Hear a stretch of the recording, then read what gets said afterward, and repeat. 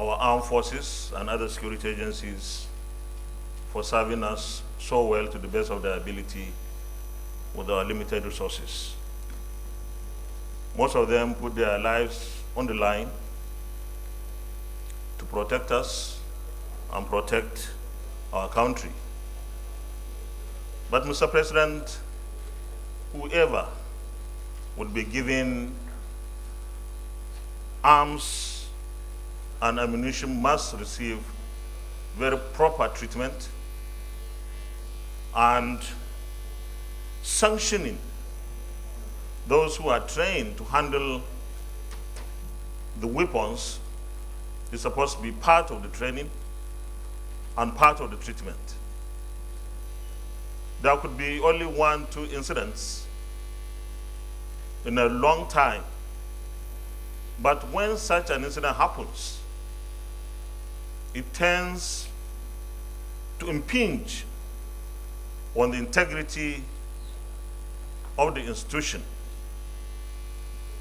Mr. President, distinguished colleagues, I believe that whoever is given a bullet, just one bullet, whether it is customs or police or any armed forces or security agencies, must account for that bullet when it is not available anymore.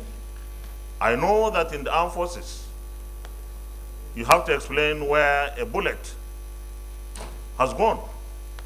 I don't know whether that applies to the customs, but the issue is there must be reward and sanctions. For those that have killed or maimed people, there must be consequences. And I believe that this motion, even though it's at the moment talking about what the customs did, but it applies to all our security agencies and armed forces. And I believe that the investigation must be thorough and somebody must take responsibility. And when we come to the prayers, Mr. President, distinguished colleagues, for prayer 2 particularly, we must give a time frame within which this investigation and its outcome should be completed. Thank you very much, Mr. President. Support the motion of covering this excessiveness of these officers. Automatically, I'm very happy today that what we were fighting for then is now, and what was being prevented from coming to the floor of the House of the Senate is now in the open. Mr. President, in the last 7 years, the custom has been very militarized, highly. The authority was military. Automatically, you know that custom is a civil organization to collect and to prevent, to collect revenue and to prevent smuggling. At times, you prevent smuggling by persuasion, not by wielding guns. The last 7 years, under retired a brigadier general, serving brigadier general, was brought in to be posting custom officers vis-a-vis with military officers to go and prevent so-called smuggling.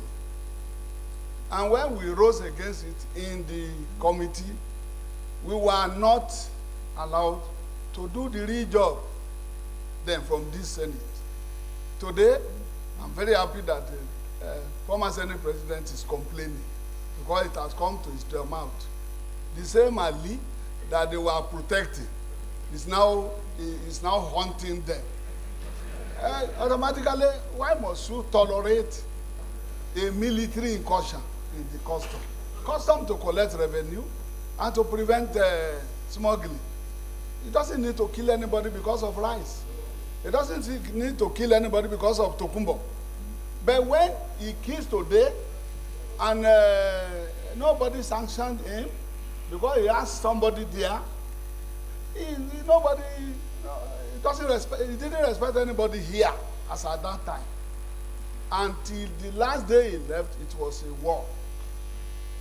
Mr. President, now that a civilian has come there, a well-trained officer, automatically what he's doing now is to demilitarize the customs. Although they are killing the so-called smugglers, they are killing them too. And many of them have been buried to unknown places that we are still looking for them till tomorrow. But for us now, it's for the man there now to start demilitarizing customs, so that everything is not by wedding gone inside town, inside market, opening shops. It's not in our heart. It's there. But when the military man is posting them, and you know the work of a military man is to go and fight war.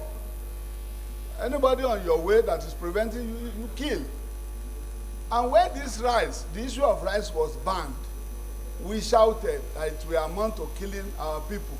Because many of them, they don't know where to go. Nigeria is consuming 7.2 million metric tons a year. The rice farmers, most of them are here. The rice farmers could not produce up to 3 million a year. Where is the balance?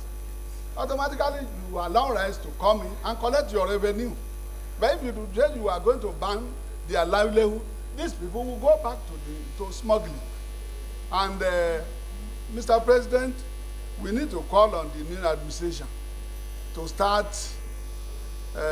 removing the bad egg, particularly those ones that on border drill. There are many squad that they are not in our act. This is what the new administration is doing up and down. Give him the chance, and we call him on what to do. Thank you, Mr. President.